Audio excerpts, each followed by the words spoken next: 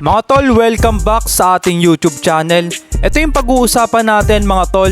Yung sinabi nga ni Justin Arana, siya nga ay naglalaro sa PBA team ng Converge. Ito nga yung sinabi, yung patungkol kay Kai Sotto at sa komento niya kung makakapasok pa ba si Kai Sotto sa NBA. So, tingnan natin kung ano talaga yung komento ni Justin Arana patungkol nga to kay Kai Sotto. At pag-usapan na rin natin yung PBA crowd.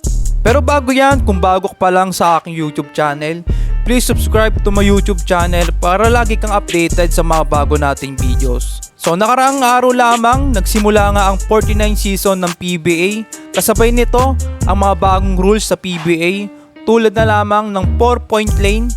So ang dami ngang mga nakapansin sa mga ilang PBA fans at mga trending din to sa social media ay yung kapansin-pansin pa rin ang pagbaba ng nanonood sa PBA. Ito nga yung sample lang ko lang kayo sa laban ng TNT at Northport. Ito nga yung halos na walang nanonood talaga sa baba at sa taas din.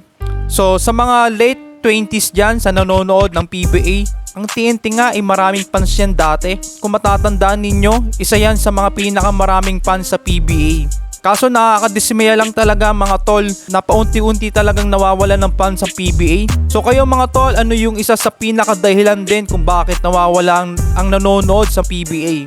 Kaya to sa lalong pinatupad na rules ng 4-point lane. So kayo mga boss, laya ka maghayag dyan ng komento. Samantalang may sinabi nga kay Kai Sotto ay ngayong kasalukuyang center ng Converge na si Justin Arana kay Kai Sotto. Ito nga yung patungkol kay Kai Sotto kung makakapasok pa ba sa NBA. Narito nga yung tanong ni Sir Ronald kay Justin Arana kung makakapasok pa ba si Kai Sotto sa taong 2025 sa NBA. Ito nga yung sinabi ni Justin Arana.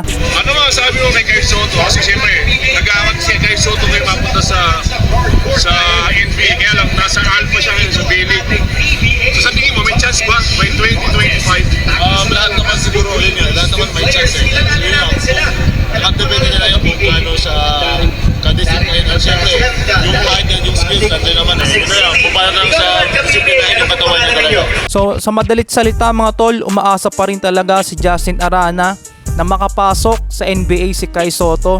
So kayo mga tol, ano ba yung masasabi nyo dito? Kung makakapasok pa ba si Kai Sotto sa NBA? Yon, para sa akin, napakagandang mensahe yon para kay Kai Sotto. Syempre, nakaka-motivate yon kung ikaw gustong gusto mo talagang makapasok sa NBA. Kahit na si Justin Arana na ang nagsabi, no, center na yan mga boss, no, marami pa rin umaasa talaga na makakapasok si Kai Sotto. Siyempre, yung ilang mga fans din ni Kai Sotto na gustong gusto din na makapasok sa NBA. At kauna-unahan, Filipino homegrown na makakapasok sa NBA. So kayo mga boss, ano ba yung masasabi nyo dito?